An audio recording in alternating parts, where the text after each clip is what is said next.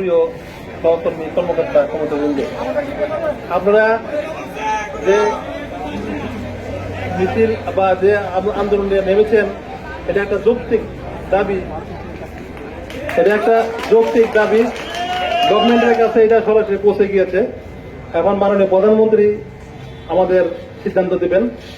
গতকাল শুনতে পেরেছেন যে আমাদেরকে এই সিদ্ধান্ত দেওয়া হয়। তবে আমাদের গ্রাহক সেবা অক্ষুণ্ণ রাখতে হবে, এটার জন্য বিচ্ছিন্ন না হয়। ফেলে হবে কি, একটা চক্রান্ত করবে গ্রাহককে দিয়ে আমাদেরকে খাবার নিতে।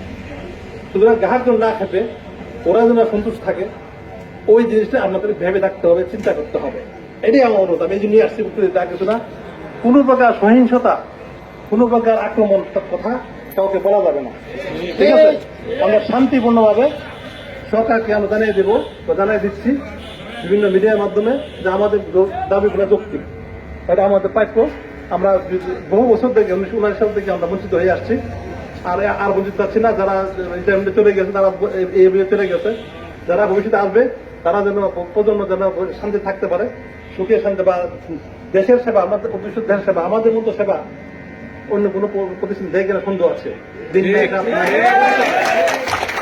দিন নাই রাত নাই 24 ঘন্টা নিরবিচ্ছিন্ন ভাবে কোনো প্রকার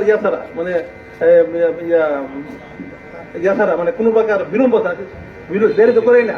1.1 কাজ করতেছে, সেবা পাচ্ছে, মানুষ কিছু শুনতে পাচ্ছে, মুহূর্তের মধ্যে পাচ্ছে। যেটা অন্য কোনো জায়গায় দেখেন, আপনি ব্যাংকে যান বা ইয়াতে যান, বেসরকারি ব্যাংকে আমি সেবা পাই, সরকারি ব্যাংকে দেন কি অবস্থা, সরকারি অন্য প্রতিষ্ঠান গিয়ে দেন কি অবস্থা, পাসপোর্টে দেন গিয়ে দেন কি অবস্থা। এখন ডিজিটাল হতে একটু হচ্ছে, একটু একটা হচ্ছে, কিন্তু আমাদের সেবা ডিজিটাল ছাড়াই আমরা সঠিক সময়ে লোকজন আসে, হাজিরা দেয় এবং মাস্ক দেয়, অফিসে টেবিলে সবাই কাজ করতেছে, কিন্তু অক্লান্ত পরিশ্রম যাচ্ছে।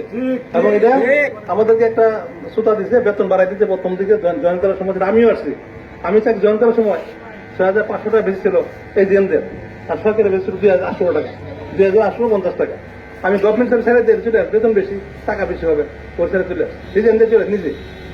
এটা কাজটা কি মনে করছে, টাকা পরে দেখা গেছে কি হের বেতন আমার বেশি হয়ে গেছে। আমার ফ্রেন্ড যারা সরকার ছিল তারা বেতন আমার বেশি হয়ে গেছে, তারা জীবন প্রমোশন পাইছে, তাদের বেতন স্কেল বেশি, তাদের যে ইনক্রিমেন্ট বেশি। আমাদের ইনক্রিমেন্ট তো কম, আমাদের বেতন বেশি ঢুকায় কিন্তু ইনক্রিমেন্ট কম। তারা কয়েক বছর পরে এটা আস্তে আস্তে সমান হয়ে যায়, তখন আর টের পাওয়া যান, তাদের সাথে বেঁচে থাকে না।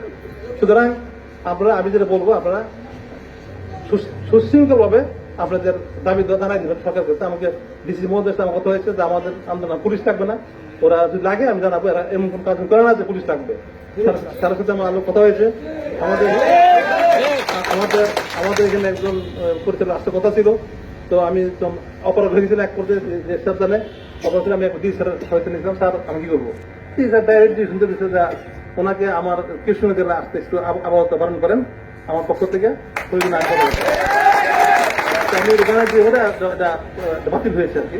যদি আসতো তাহলে একটা কি আরেক লুকতো, আমি তাও কয়জনের মুখ বন্ধ করবো, এটা সম্ভবিত বন্ধ, কেউ না কেউ একটা কথা বলতে শেষ, এটা দাম থাকলো তো পরে আসো। পরে আমি চেয়ারম্যান সাথে কথা বলতাম, তো যাই হোক ডিসির মাধ্যমে সমাধান হয়ে গেছে, এই জন্য আমরা এটা একটা সফল পেয়েছি। তো আমি আমার বক্তব্য, গ্রাহক যদি বিল না পায়, এটা কিন্তু অসন্তুষ্ট হয় কিনা আমরা দেখবেন চিন্তা করে, বিলটা না পায় তাদের গ্রাহকের একটা আসবে যে এলপিসি আসবে, এই কাজটা করা দরকার কিনা আপনি চিন্তা করবেন। আমি বলবো না, আমি গেছিলাম মিটিং নিয়ে আসেন, কিন্তু গ্রাহক যদি বিল না পায় যথাসময়ে, তাহলে হ্যাঁ বিল দেওয়া হবে না, তখন এলপিসি লাগবে, সে আর্থিকভাবে ক্ষতিগ্রস্ত হয়ে যাবে। আর যদি ক্ষতিগ্রস্ত হয়, এটাকে পুঁজি ধরে একটা গ্রুপ তৈরি হয়ে যায় আপনাদের বিরুদ্ধে, তখন আমাদের বিরুদ্ধে, তখন আমরা কি হবে, এটা আপনি চিন্তা করবেন, ঠিক আছে? এবং বিলিং শাখাতে 50% লোক থাকে, এই কাজ করা যায় কিনা, গ্রাহক সেবার কাজে যেটা লাইনম্যানটা কথা, যেটা আমাদের কিন্তু বক্তব্য আছে কিনা গ্রাহক সেবা খুলে রেখে, এটা একটা সেবার অংশ কিনা আমি চিন্তা করবেন। এই আমার বক্তব্য। আমরা ভালো থাকেন, সুস্থ থাকেন, আমরা যথাসময়ে খাবেন, নাহলে কিন্তু আমার অসুস্থ হয়ে যাবেন, নামাজ পড়বেন, এটা আমার অনুরোধ, ঠিক আছে? থ্যাংক ইউ সবাইকে। আপনি হয়তো অবগত আছেন, প্রত্যেকটা জোনাল অফিসে গ্রাহক সেবা অক্ষুণ্ণ রাখার স্বার্থে একজন 1 পয়েন্ট কর্মী, 2 জন বিলিং সহকারী, 1 জন ইন্সপেক্টর, প্লাস বিদ্যুৎ লাইন সচল রাখার জন্য পর্যাপ্ত লাইন ক্রু রেখেই আমরা এখানে এসেছি। ধন্যবাদ স্যার আপনার মূল্যবান বক্তব্য দেওয়ার জন্য। ধন্যবাদ স্যার, আমরা এই বিষয়টা আমাদের যারা আছে ভেবে দেখবে। ধন্যবাদ আপনাদেরকে আমাদের মাঝে উপস্থিত হয়ে গুরুত্বপূর্ণ বক্তব্য দেওয়ার জন্য। ধন্যবাদ স্যার।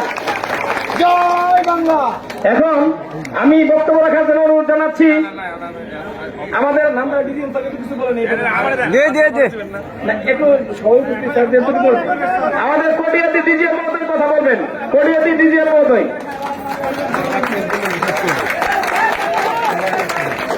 বিসমিল্লাহির রহমানির রহিম। অত্র কিশোরগঞ্জ